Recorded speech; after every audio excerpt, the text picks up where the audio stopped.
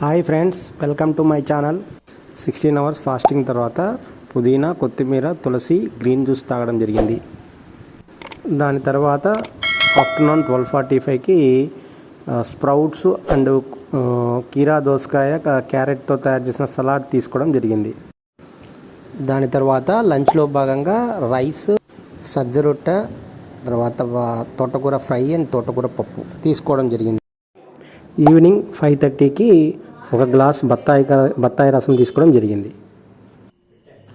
Night డిన్నర్లో భాగంగా fruit salad తీసుకోవడం అయింది, ఒక 5 రకాల పళ్ళతోటి.